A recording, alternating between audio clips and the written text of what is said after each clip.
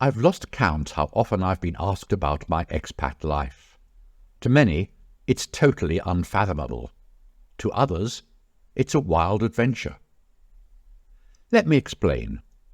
I'm British, you can probably tell that by my accent. And for a third of my life, I've lived the expat lifestyle, first in Saudi Arabia, then in Dubai, Abu Dhabi, and Doha, and then 7 wonderful years in Beijing before retiring to the Philippines. When I first told my family about moving abroad, my twin brother responded, "What on earth do you want to go to Saudi Arabia for?" And my reply was simple: to get a life. I loved working in the Middle East, but nothing could prepare me for the amazing time I spent in China.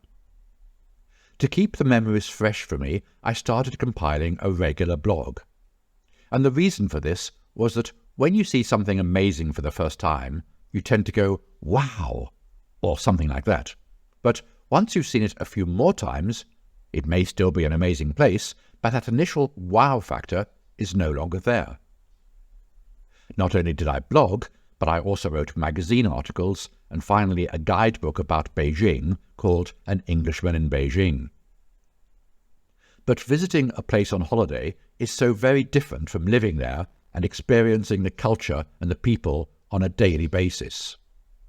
And having been asked yet again quite recently about my time in China, I decided to draw on those blogs and articles and my guidebook to put together a series of podcasts all about my stay in China.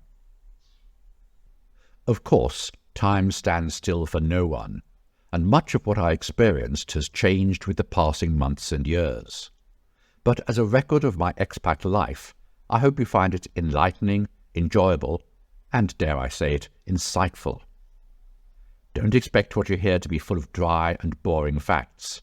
My communication style is to tell it as it is, and if you find that too irreverent, well, I'm sorry, but that's the way it is.